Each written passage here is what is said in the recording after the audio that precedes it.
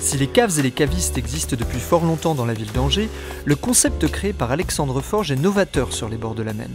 Le résultat d'un parcours qui l'a amené bien au-delà de l'Hexagone.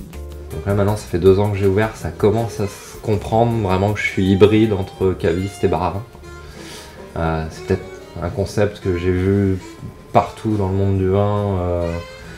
J'ai beaucoup bougé dans le monde et c'est vrai que dans les capitales du monde entier, il y a des hybrides comme ça où on peut acheter une bouteille ou boire un canon. Et manger de la charcute et du fromage d'artisan, un peu dans le même esprit que ce que j'ai sélectionné en cave. Une sélection d'artisans pour cet ingénieur en agriculture qui amorça sa vie professionnelle au sein d'une multinationale.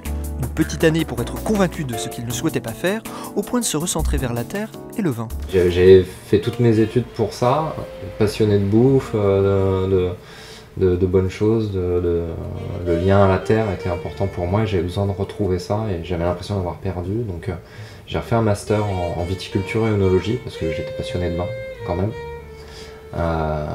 Donc voilà, études dans le vin, l'œnologie en Suisse, la viticulture au Portugal. Malgré ses 36 printemps, Alexandre s'est nourri depuis plus de 10 ans de multiples expériences dans de nombreux domaines.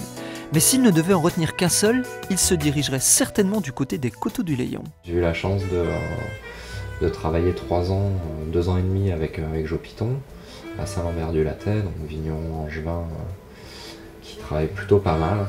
J'ai coutume de dire que c'est mon mentor et c'est vraiment... j'ai tout appris avec lui. Être formé auprès d'un vigneron comme Jopiton a forcément fait naître des convictions chez Alexandre.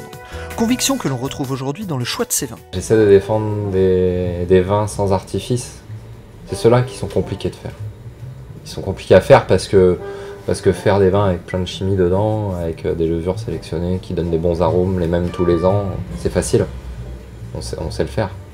Ce qui est compliqué, c'est de faire un vin, quel que soit le millésime, de qualité, même sur les millésimes compliqués, de prendre des risques. Parmi ces vins, et pour ceux qui souhaitent découvrir l'appellation des Coteaux du Layon, Alexandre leur propose une cuvée accessible et particulièrement efficace. Là, sur cette cuvée-là, ce que je trouve intéressant, c'est qu'Olivier cherche à faire un Layon qui soit digeste. Voilà. Ça marche à l'apéro, ça marche en dessert, ça marche pour des gens qui n'ont pas envie de blanc sec, mais qui veulent pas non plus, quand c'est trop sucré, le côté trop sirupeux, où il faut forcément manger, ou alors si on en boit, on se retrouve avec trop de sucre dans la bouche pour continuer le repas.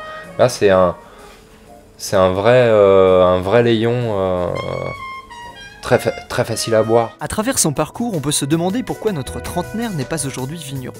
Mais c'est sans compter sur son autre passion, la musique. En 98, j'ai bossé comme un âne tout l'été pour m'acheter 2 platines vinyles, une table de mixage et voilà, je me suis mis à mixer. Puis ça m'a pas quitté et donc cet univers-là est présent dans la cave. Tous les dimanches soirs, j'ai des copains qui viennent poser des disques en mode bonne franquette. Donc j'ai appelé ça, c'est un week-end sur 2. Un week-end c'est plus électro-jazz, deep house. Donc là c'est les soirées wine dance. Et puis le dimanche d'après c'est les apéros jazz et funk. Un univers singulier que celui d'à boire et à manger est la démonstration que l'on peut avoir une sélection particulièrement pointue sans pour autant se prendre au sérieux.